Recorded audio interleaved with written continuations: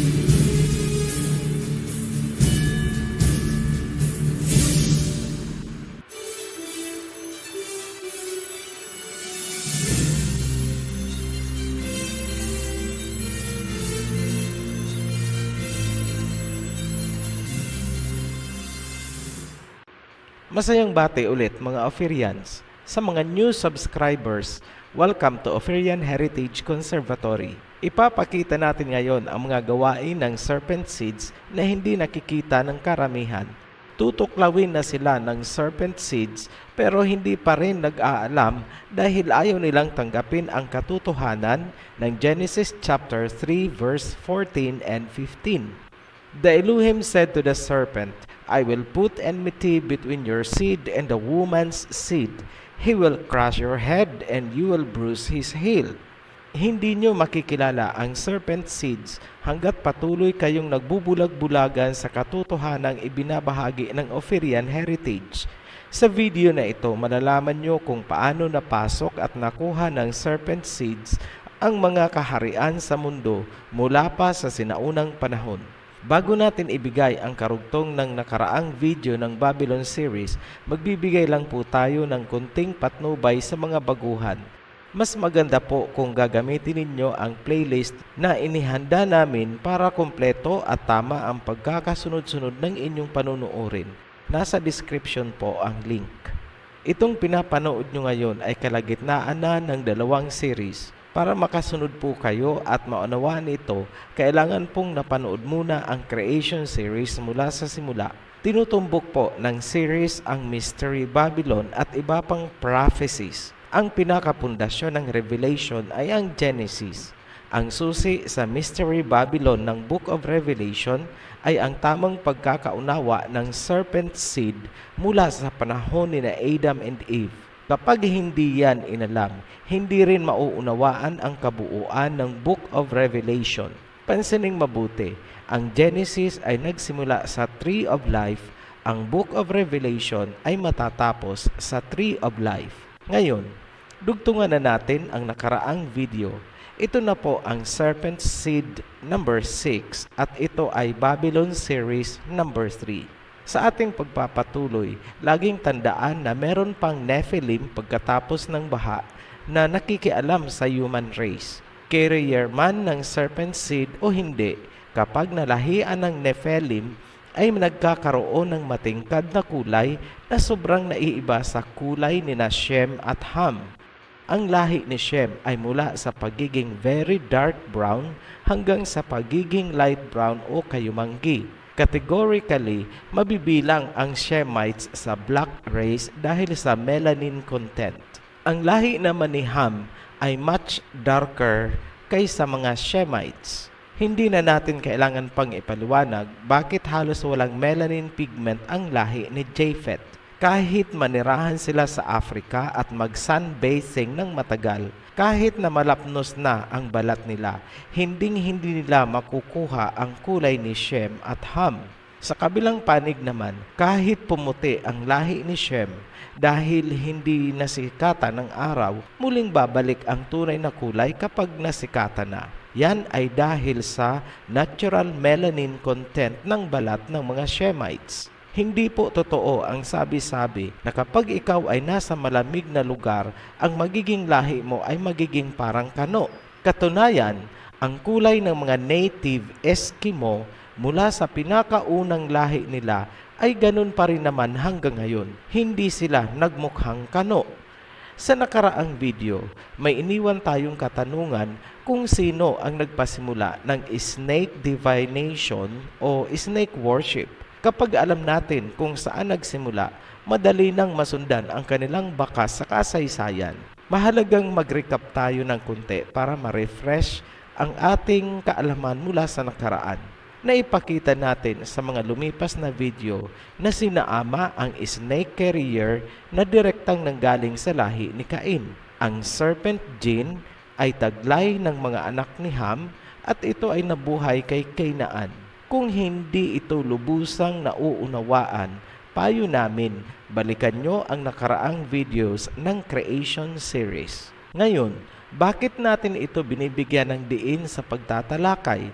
Kasi maraming naglipa na ngayon ng mga literature na iniuugnay ang mga Semitic sa snake worship. Ang basihan, dahil natagpuan daw sa Israel ang mga artifacts na ginagamit sa snake cult. Mabenta ang istorya na yan sa mga hindi alam ang pinakamalalim na pinagmula ng serpent seed sa panahon pa lang ni Adam and Eve. Kung natatandaan pa, si Cainaan ang naunang umukupa sa lupain ng Israel. Nakuha lang ng lahi ni Jacob ang lupain noong lumabas sila galing ng Egypt, panahon na ito ni Moses. Kinailangan pa munang bawiin ng 12 tribes of Israel ang lupain mula sa mga Canaanites. Ang tamang chronology ng Biblia ay nagpapatunay na yung mga snake cult artifacts ay galing sa mga Canaanites at Babylonians. Hindi po sila Semitic dahil lahi sila ni Ham na anak ni Naama. Ang Semitic ay lahi ni Shem. Pangalawa, ang mga Semitic or Shemites na lahi ni Shem ay hindi sumasamba sa serpent dahil hindi naman serpent seed ang mga Shemites. Kung meron mang Shemite na naimpluwensyahan, hindi pa rin nararapat sabihing ang snake worship ay Semitic origin. Ang mga Ophirians or Filipino ay galing kay Shem, kaya tayo ay mga Semitic or Shemites. Kahit naman sabihin nating hindi natuto sa tamang pagsamba ang ating mga ninuno dahil nga napahiwalay na si Joktan, wala po tayong history bilang civilization na sumasamba sa ahas. Klarado po tayo dyan. Walang ibang magpapalaganap ng serpent or snake worship kundi ang serpent seeds. Sa aming analysis, ang mga civilization na may serpent worship ay mga serpent seeds with few exemptions kung meron man. Pag sinabing worship, ibig sabihin, yan ay pagkilala sa serpent bilang banal na dapat sambahin. Lagi nating tandaan na ang mga Greek ay may close affinity sa mga Babylonians, Canaanites at Egyptians. Kitang-kita yan sa civilization ng ancient Greeks hanggang sa ngayon. Sinalo ng Greeks ang ideology, culture, philosophy at religion ng Babylon, Canaan at Egypt. Ang naging pinakasentro niyan at repository ay ang Babylon. Tinangkilik ng Greeks ang Babylon, binihisan ang harlot woman, binigyan ng bagong pangalan at bagong trademark at ipinasa sa new generation. Sa business concept, ang tawag dyan ay rebranding. Kung gagawa natin ng simpleng equation, ganito ang lumalabas. Canaanite plus Egyptian plus Babylonian equals Greek civilization. Mula naman sa Greek, Isinilang ang civilization ng Europeans kasama na ang Australians and Americans. Itong mga Australians, kahit nakatira na sila sa teritoryo ni Ham, hindi pa rin sila maituturing na lahi ni Ham dahil sila ay mga estranghero lamang sa lupain. Lahi pa rin sila ni Japhet. Ophirian, bakit naman tila masyado kayong focus sa mga Greeks? Meron pong dalawang mabigat na dahilan.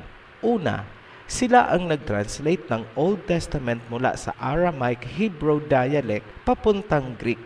Ang original New Testament naman daw ay nasusulat sa Greek.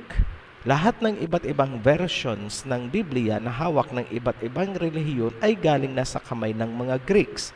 Nararapat lang na busisiin ang laman ng Biblia, baka mamaya Greek gods and goddesses na ang sinasamba ng sangkatauhan.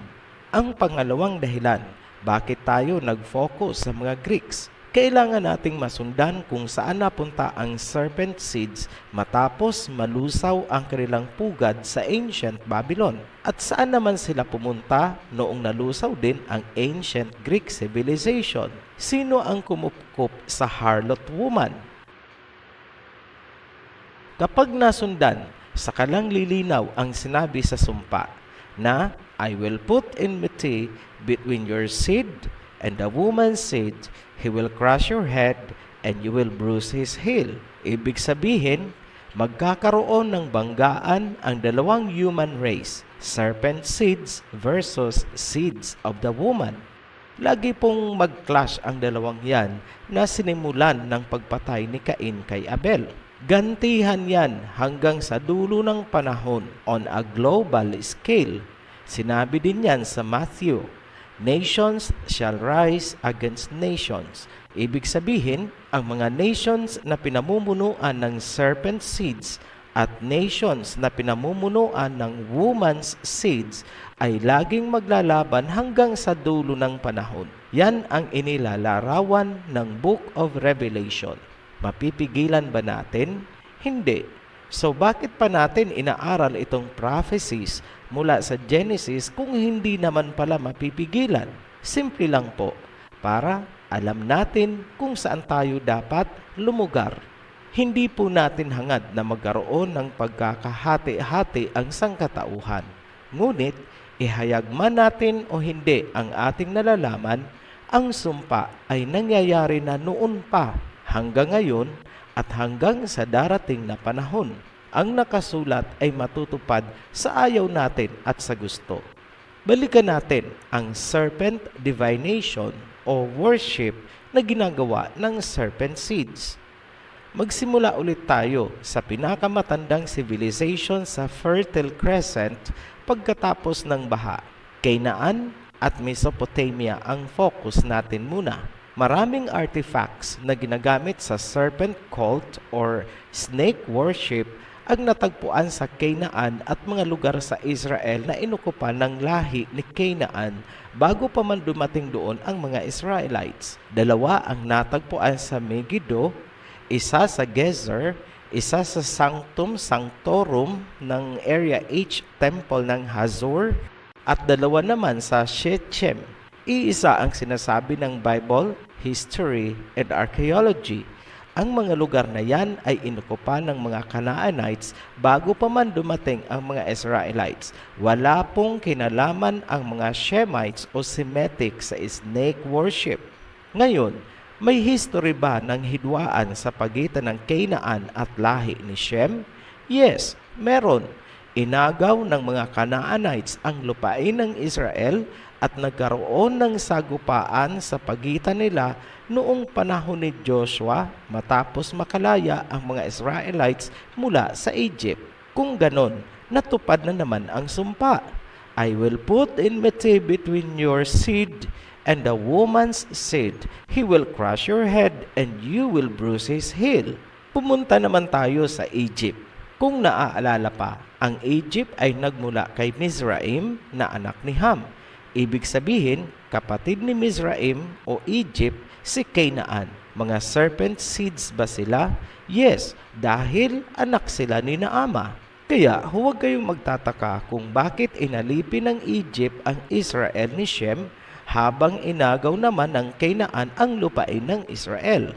Kumbaga, pinagtulungan ng magkapatid na serpent seed ang mga Israelites. Ngunit, huwag niyo munang husgahan agad ang lahi ni Ham, pababa kay Mizraim at Cush, dahil sa paglipas ng panahon, bandang huli, ang Israelites ay kumanlong sa lahi ni Cush sa Africa.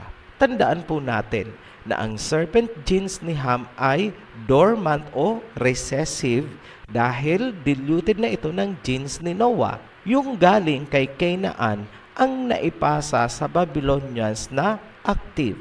Ngayon, ano naman ang proof na nagkaroon nga ng snake worship at divination sa Egypt?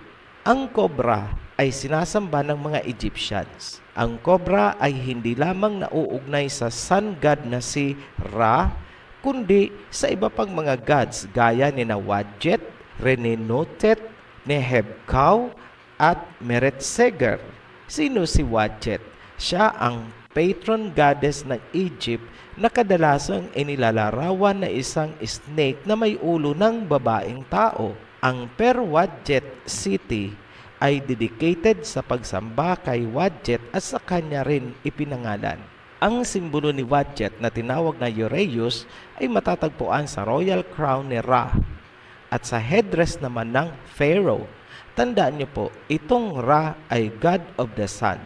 May kaugnayan yan sa sun worship na tatalakayin natin ng hiwalay.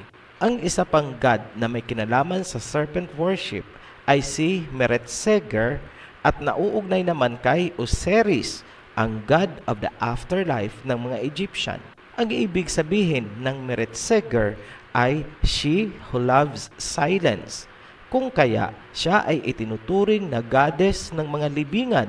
Malaki po ang naging epekto nitong sina Ra, Osiris, Amon, Horus at iba pang mga gods and goddesses sa modern day religions. Mag-integrate na po tayo ng information tungkol sa Egypt.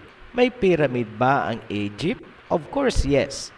May mga obelisk? Yes. May serpent worship? Yes. Nagkaroon ba ng hidwaan sa pagitan ng Egypt at lahi ni Shem or seed of the woman? Yes. Inalipin ng mga Egyptians ang mga Israelites. Kung ganon, nagkaroon na naman ng katuparan ang sumpa ng Genesis. I will put enmity between your seed and the woman's seed. He will crush your head and you will bruise his heel. Ngayon, puntahan na natin ang Mesopotamia. Huwag po kayong malito. Ang Mesopotamia ay malaking region sa Fertile Crescent kung saan matatagpuan ang Sumer at Babylon, ang pinakasentro ng civilization. Sa Mesopotamia, meron silang tinatawag na Ningizida, Lord of the Good Tree. Ito ang Mesopotamian god of vegetation. Ayon sa Sumerian mythology, siya ay isang serpent na ang ulo ay tao. Ngayon, ano ang ibig sabihin ng Lord of the Good Tree? Sino ang Lord at ano ang tree na tinutukoy? Ang tinutukoy nilang Lord ay ang serpent. Ibig sabihin, ang tree ay ang tree of knowledge of good and evil. Ang essence ni Ningishida ang sinisimbolo ng Caduceus. Ano naman ang Anunnaki? Marami sa atin ang familiar sa Anunnaki story dahil sa ancient astronaut theory at chariots of the gods ni Zechariah Sitchin. Sa mga nakumbinsi at inclined to believe this theory, makinig po kayong mabuti. Ito ang vital arguments ng Ophirian heritage. Sinasabi ng proponent nitong Anunnaki theory na mas kapanipaniwala ang Sumerian tablets dahil higit daw itong nauna kaysa Biblia. Ito ang sagot ng Ophirian. Totoo naman na nauna ang mga Sumerian at Mesopotamian tablets kaysa Biblia. Ngunit, hindi porket nauna at nasulat sa Sumerian at Mesopotamian tablets ay totoo na. Tandaan na ang Mesopotamian, Sumer at Babylonian civilization ay itinayo ng serpent seeds. Ang Babylon ay itinayo ni Nimrod. Questionable ang nilalaman ng Sumerian at Mesopotamian tablets dahil ginawa sila ng serpent seeds. Ngayon, bakit nauna ang Sumerian at Mesopotamian tablets kaysa Biblia? Kung natatandaan nyo, pagkatapos ng baha, sinimulan agad ng serpent seeds ang pagtatayo ng civilization. Mabilis nila itong napaunlad dahil dati na silang may blueprint o idea hango sa civilization ni Cain. Tinutulungan pa sila ng mga Nephilim na tinawag nilang Anunnaki. Ayon naman kay Helen Blavatsky sa kanyang librong The Secret Doctrine na inilimbag noong 1888, ang mga Anunnaki daw ay reptilian race na nakipagmingle sa humans ng Lemuria na inilubog ng baha. Umaayon sa Biblia ang sinabi ni Blavatsky, ang Lemuria ay tumutukoy sa city ni Cain. Ang reptilian race ay ang serpent seed, ang baha ay ang Noah's flood. Pangalawang argumento tungkol sa Anunnaki theory, sinabi ni Sitchin na ang tao ay nilikha ng mga Anunnaki sa pamamagitan ng paglalagay ng kanilang genes or seeds sa unggoy. Ito ang sagot ng Ophirian. Ang mga Anunnaki ay hindi mga earthly creatures at sinabi nating sila ang mga fallen angels. Ang sinasabi ni Sitchin na inihalo ng Anunnaki ang kanilang genes sa unggoy para likhain ang tao ay ating tinututulan dahil ang reptilian o serpent seed na sinasabi sa Biblia ay nagmula kay Cain. Ngayon, ito ang synthesis ng Ophirian heritage. Sinusuportahan ni Blavatsky ang Biblia sa aspetong mayroon ngang lumubog na civilization at mayroong reptilian seeds. Sinuportahan naman ni Sitchin ang Biblia sa aspetong merong out of this world na mga entity na nakialam sa human race. Hanggang dyan lang ang tinatanggap ng Ophirian heritage dahil yan ay matatagpuan din naman sa Biblia. Bakit mahalagang aspeto ang kwento ng Anunnaki sa usaping serpent seed at serpent worship? Yan ay dahil itinuturing ng Sumerians na si Enki ang serpent sa Garden of Eden na lumikha daw ng tao. Ibig sabihin, inaamin ng mga Sumerians, Babylonians at Mesopotamians na galing sila sa serpent. Ang active serpent seeds sa Mesopotamia ay galing na kay Canaan. Kung susundan mo ang genealogy, galing sila kay Ham, ang nanay ni Ham ay sina Ama, at sa taas din na Ama ay si Cain. Balikan natin ang mga Anunnaki. Ipinasa ni Enki ang kanyang kapangyarihan kay Marduk. Si Marduk at ang kanyang alagang serpent na Muskusyo ang sentro ng serpent worship ng Babylonians. Si Marduk din ang naging national god at patron ng Babylon. Yan, luminaw na kung paanong nagkaroon ng serpent worship ang Babylon, Mesopotamia at Sumer. Ngayon, paano ginagawa ang serpent worship at festivities sa Babylonian civilization? Kada taon, ang priest ay nag-aalay ng 2 carved snake sa god of wisdom na si Nabu sa Itemenanke Ziggurat. Maliban dyan, ang mga Sumerians at Babylonians ay may diyosa ng pag-ibig, pagtatalik at pakikidigma. Ang pangalan ng diyosa ay si Inanna. Ang tawag naman sa kanya ng mga Akkadians ay Ishtar. Sa Greek naman ay Aphrodite. At pagdating sa Rome ay naging Venus. Iisa lang po ang pinanggalingan niyan, si Inanna or Ishtar, kung saan ipinangalan ang Ishtar Gate ng Babylon. Meron ding isang terracotta relief mula sa panahon ni King Hammurabi, 1792 hanggang 1750 BCE. Ang tawag dito ay Queen of the Night at pinaniniwala ang depiction ito ni Inanna. Ano ang ginagawa ng mga priestess ni Inanna or Ishtar? Sa panahon ng sikretong pagriritual, ang mga priestess ni Inanna o Ishtar ay nagsusuot ng scarlet na kulay ng damit. Sila ay makikipagtalik sa mga hari at mga dignitaries mula sa iba't ibang bansa upang magkaroon ng mga anak sa hari. Ang mga anak ng priestesses na ito ang naging future kings and queens ng mga makapangyarihang bansa. Itinuturing silang royal serpent bloodlines. Kung medyo mabilis po kayong mag-isip, ngayon pa lang, mapapag-ugnay nyo na kung paanong nakontrol ng serpent seeds ang pinaka-powerful na mga bansa. Simple lang, ang serpent seed na anak ng mga priestesses ang naging tagapagmana ng kaharian. Yan ang trabaho ng mga priestesses ni Inanna. Kung titingnan sa isang aspeto, para na rin nilang nasakop ang isang bansa dahil ang magiging hari ay Babylonian. Dahil naiintindihan nyo ang serpent seeds, ngayon pa lang natatanaw nyo na ng malinaw ang Book of Revelation kahit nasa Genesis pa lang tayo. Ang gawain ng mga priestess ng Babylon ay tugmang-tugma sa sinasabi ng Book of Revelation, chapter 17, verse 2. With her, the kings of the earth committed adultery, and the inhabitants of the earth were intoxicated with the wine of her adulteries. Verse 3. Then the angel carried me away in the spirit into a wilderness. There I saw a woman sitting on a scarlet beast that was covered with blasphemous names and had 7 heads and 10 horns. The woman was dressed in purple and scarlet and was glittering with gold, precious stones, and pearls.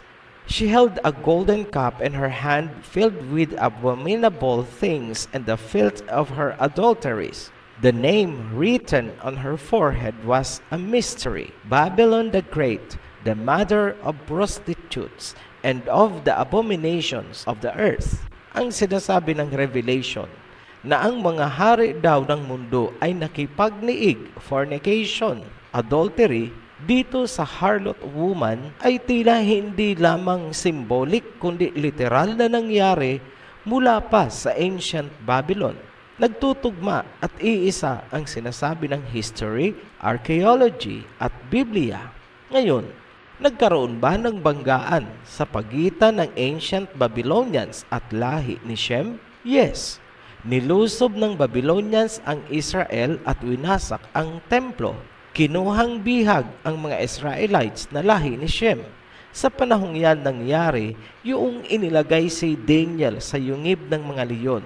Yan ang panahon na muling natupad ang sumpa sa Genesis. I will put enmity between your seed and the woman's seed. He will crush your head and you will bruise his heel. Ngayon, mag-pass forward tayo. Sino ang sumalo ng culture ng Babylon? Greece. Pinaghalo-halo nila ang belief system ng Egypt at Babylon at yung sa kanila. Beware, maraming modern religions ang tumangkilik ng Babylonian worship. Nasa kanilang mga songs of praise, bukang bibig nila ang mga blasphemous at abominations na ipinagbabawal sa Biblia. Dahil dyan, may mahigpit na babala sa Biblia, Revelations chapter 18 verse 4. Then I heard another voice from heaven, "Come out of her, my people, so that you will not share in her sins, so that you will not receive any of her plagues." Yan po ang warning po sa atin. Lumabas daw tayo sa Babylonian system. Kung yan man ay religion, civilization, ideology, o kung ano paman. Come out of her, my people. Yan po ang ibig sabihin ng Revelations chapter 18 verse 4. Ang snake or serpent worship at divination ay kumalat. Meron sa Mesoamerica, prominente din sa mga Aztecs, meron sa China, Cambodia, Africa, at halos buong mundo. Very logical to assume na lahat yan ay nagsimula sa oldest human civilization sa Mesopotamia pagkatapos ng baha. Kung ang mga date niyan ay mas matanda pa sa baha, then iisa lang ang pwedeng panggalingan, ang civilization ni Cain na inilubog ng baha. Gaya ng sinabi natin kanina, Kailangan nating mag-focus sa Greece dahil sila ang sumalo ng Mystery Babylon. Katunayan, tinangka pa ni Alexander the Great na muling itayo ang Etemenan kay Ziggurat o yung Tower of Babel. Ngayon, ipapakita namin kung paanong nag-integrate ang Serpent Seed Civilization sa mga Greeks. Importante yan dahil ang mga Greek ang nagsalin ng Old Testament at sinasabi ng mga Western scholars na ang original New Testament ay Greek. Kung i-research nyo naman, ang cradle of Western civilization ay Greece. Ang Minoan civilization ang pinakauna at advanced civilization ng Europe.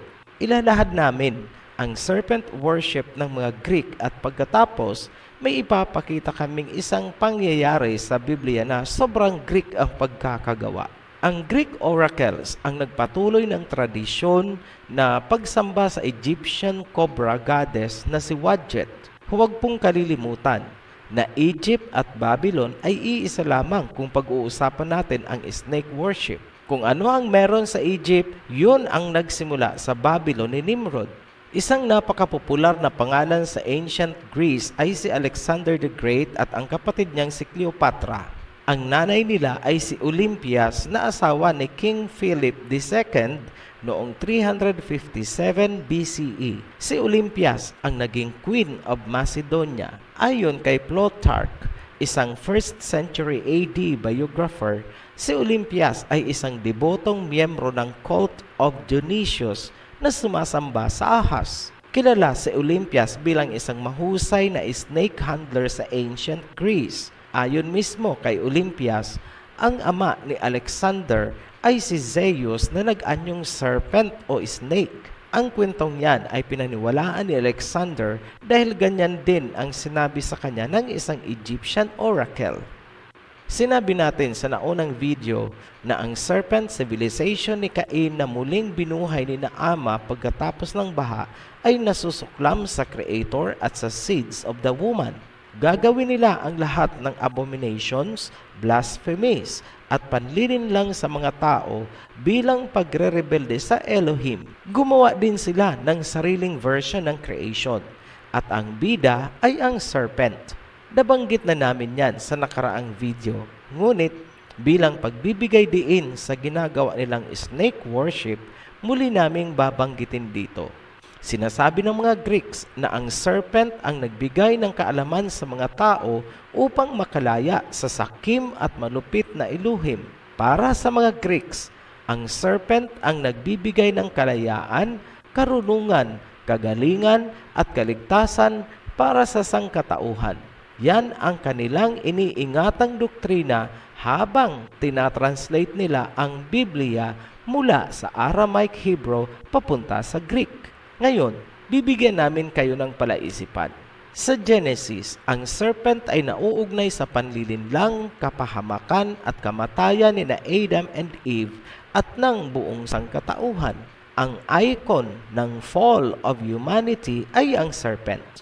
Ngunit, pagkatapos ng baha, bumangon ang Zeus religion ng mga Greeks. Ginoglorify nila at sinasamba ang serpent. Para sa kanila, ang serpent ang nagbigay ng wisdom, karunungan, at kaligtasan. Katunayan, ang serpent ay simbolo nila ng kalusugan at kagalingan. Kumusta naman ang credibility ng mga Greek translators ng Biblia? Hindi ba't kahit ang Nephilim na ang ibig sabihin sa Hebrew ay fallen ones, ay ginawa nilang gigantes o giants para hindi raw maapektuhan ang kanilang mga gods and goddesses? Paano kaya kung ang sinasamba nilang serpent naman ang apektado? Hindi kaya baguhin din nila ang totoong nilalaman ng Biblia? Ito ang $1,000,000 question. Totoo kaya ang pagkakasali na serpent o snake nga ang ipinagawa kay Moses na itinaas niya upang makaligtas sa tiyak na kamatayan ang mga Israelites na natuklaw ng mababangis na ahas? Yan po, ang kwentong yan ay matatagpuan sa Numbers chapter 21 verse 4 hanggang 9. Ngayong kilala nyo na ang mga Greeks, isipin nyong mabuti ang issue na nasilip ng Ophirian Heritage. Abangan nyo po ang natatangi o special edition kung saan hihimayin natin ang issue na yan. Importante po yan dahil ang hawak nating Biblia ay gawa ng mga Greeks. Muli po kaming nagpapasalamat sa mga patuloy na sumusuporta sa Ophirian Heritage. Hanggang sa muli, be blessed, Ophirians! Maraming salamat po. Nakaabot po kayo sa dulo ng video na ito. Kung kayo man po ay may katanungan, pinutin lang po ang link sa ilalim ng video na ito. Sama-sama po nating alamin, unawain, kung kayo man po ay mayroon pang ibang katanungan. Salamat po. Be blessed. Shalom.